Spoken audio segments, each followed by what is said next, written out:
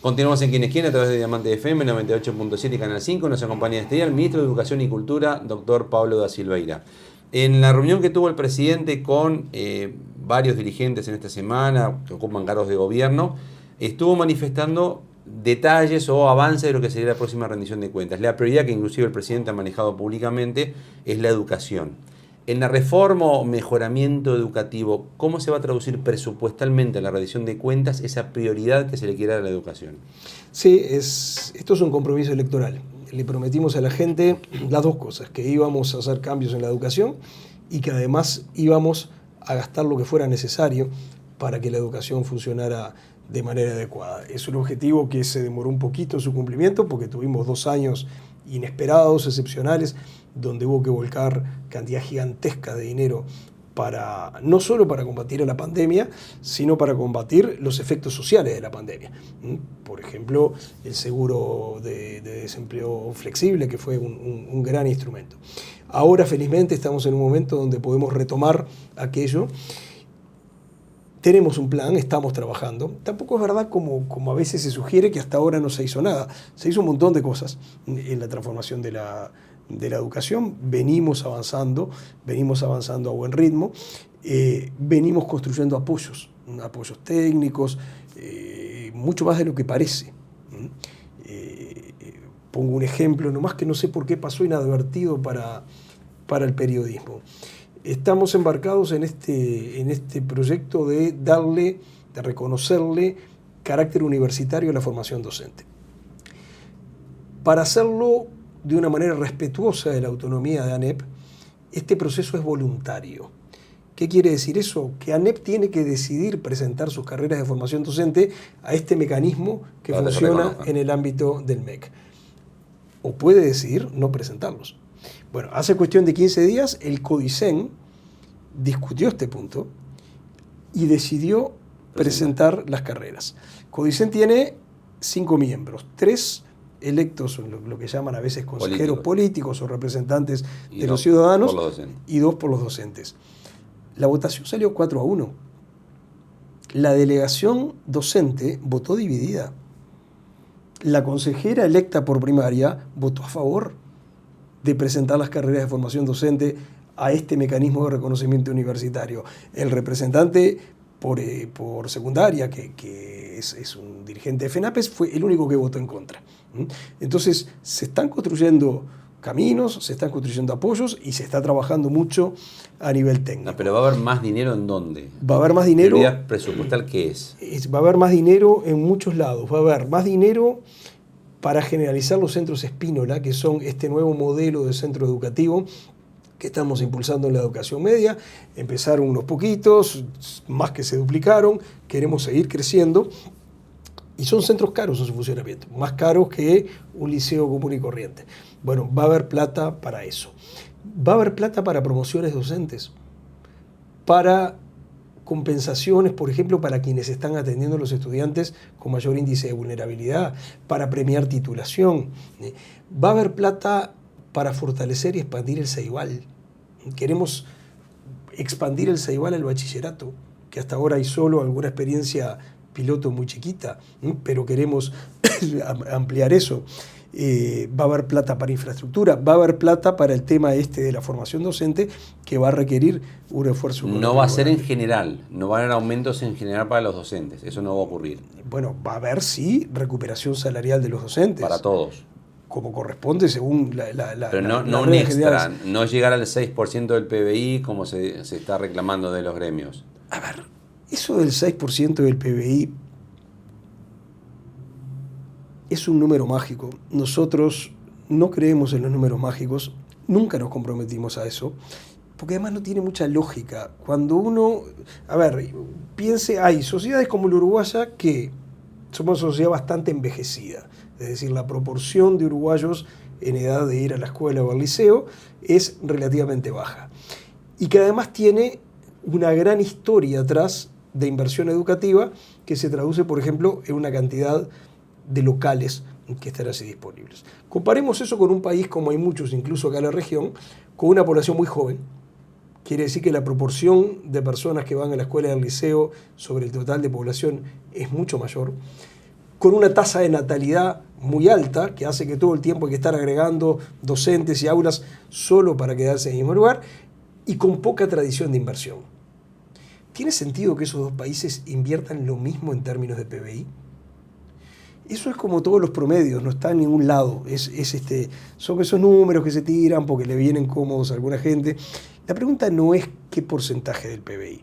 La pregunta es, primero, ¿qué proyectos tenemos? Segundo, ¿cuánta plata hace para ejecutar esos proyectos? Así trabajamos nosotros. ¿Le van a pedir resultados a los docentes que les aumenten los sueldos por los lugares donde trabaja, por los elementos que ustedes están manejando? ¿O va a ser darle el aumento porque ya están en esos lugares? Nosotros ya sabemos... O sea, ¿va a estar de alguna forma atado el resultado a lo que ganen los docentes o eso no es una buena política educativa?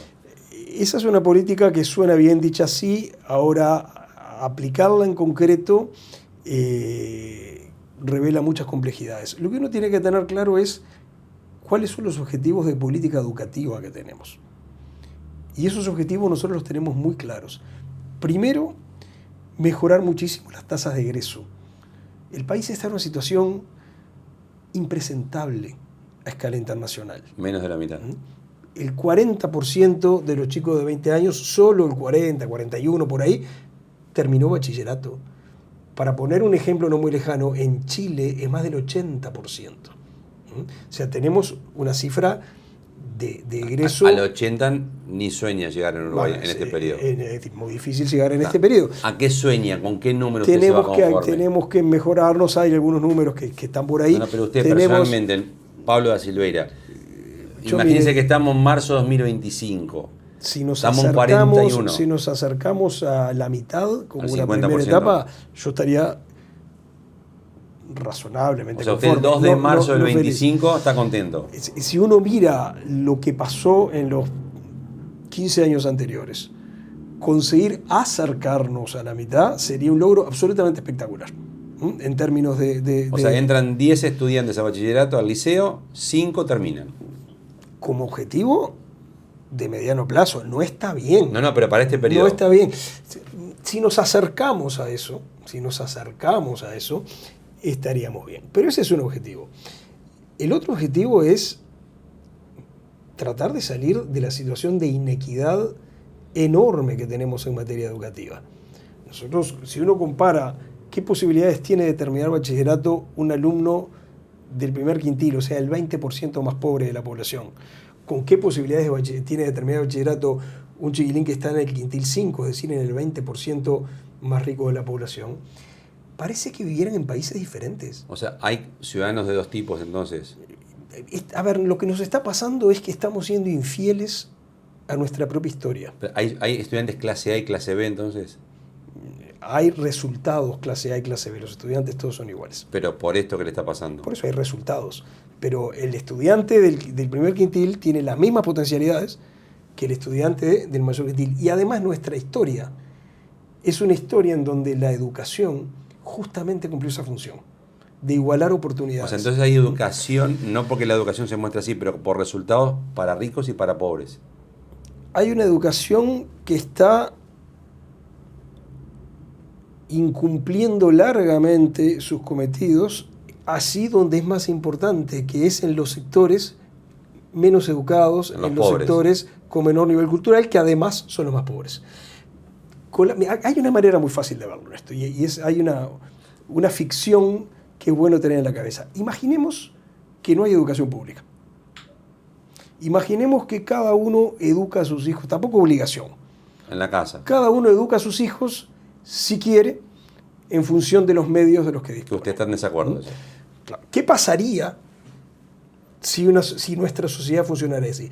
Funcionaría que los más cultos, los más educados y los más ricos, porque eso va junto, le darían una educación de buena calidad a sus hijos, con lo cual los posicionaría de nuevo en una posición de privilegio, mientras que los más débiles, en términos educativos, en términos culturales y en términos económicos, los chicos que estarán ahí no recibirían prácticamente ninguna educación que les permitiera tener mejores oportunidades en la vida.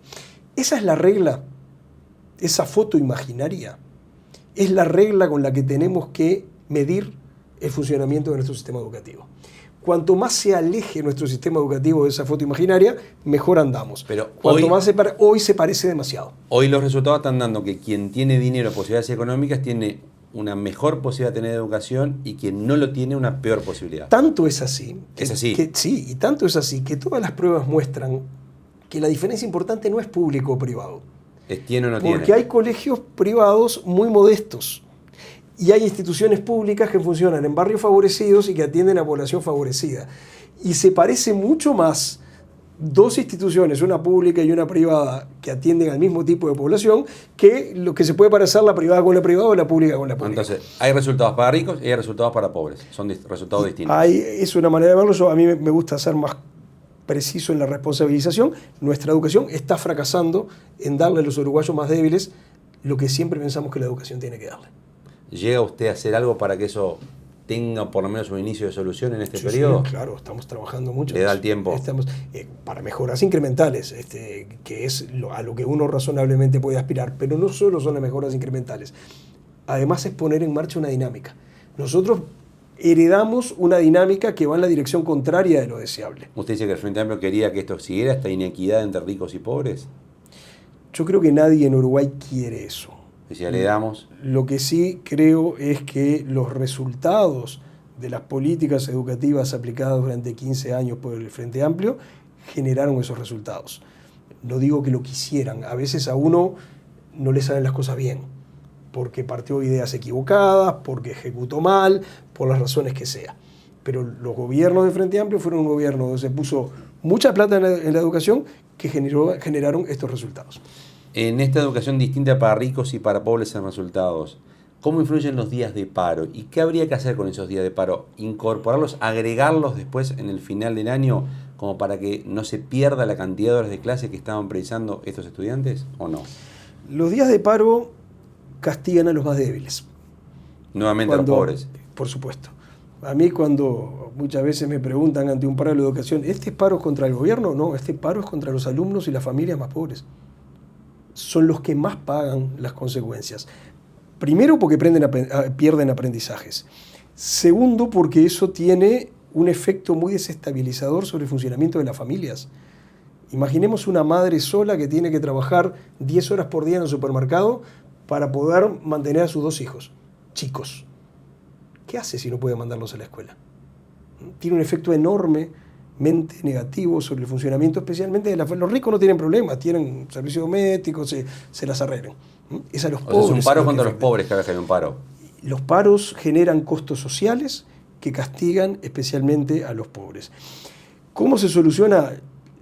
El camino que a mí me gusta, porque soy un liberal a la antigua y creo en esas cosas, es el camino de la progresiva sensibilización y la responsabilidad cada vez mayor sobre las consecuencias de las decisiones que uno toma.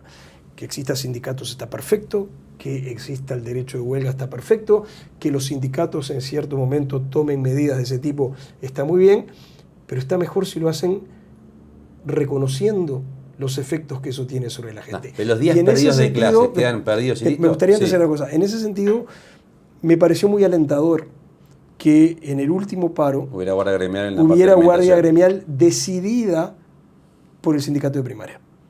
Creo que es un camino en la dirección correcta.